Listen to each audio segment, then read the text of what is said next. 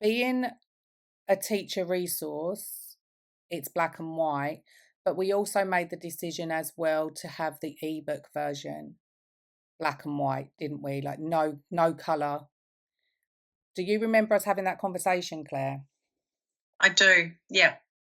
And it was because, it was about it being an assessment, wasn't it? And about all of the images needing to have, or illustrations needing to have a purpose within the question.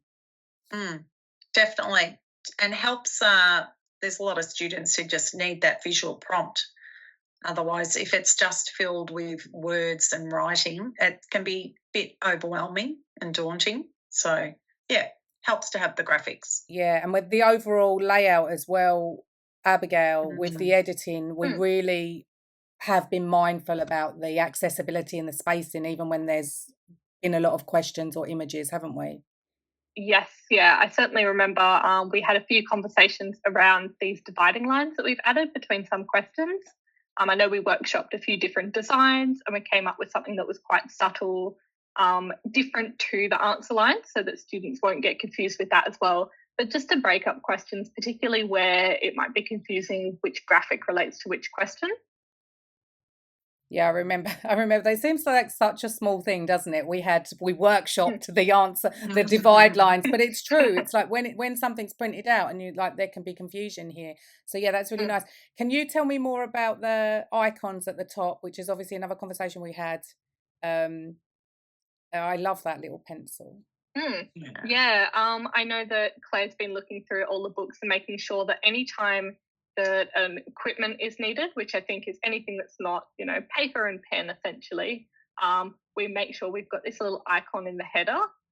So I think, what are the sort of equipment, Claire, that we've included? So say in the probability area, you might need to use dice or a coin or pencils or texters, maybe a ruler or a protractor in the upper levels. So, yeah, it's good to for teachers to see that there's something extra we need. We've just added in the spare page as well, haven't we, as another icon? Yes, we have.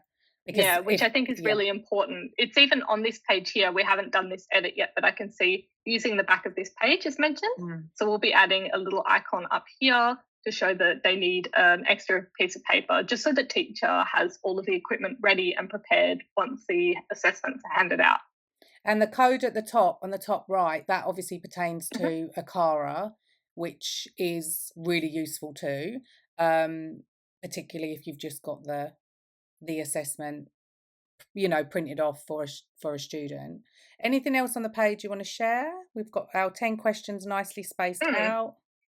I was going to say there are a few graphics here. So for question 2 on the post-assessment and also question 5, some of the graphics we've had created by Mel Brown, our lovely Aboriginal advisor, and she's an incredible artist who has just supplied us with some images that are authentically integrated between these books, just so that we're making sure to include First Nations culture and artworks in an authentic and real manner, so as not to, I guess, be overt about it.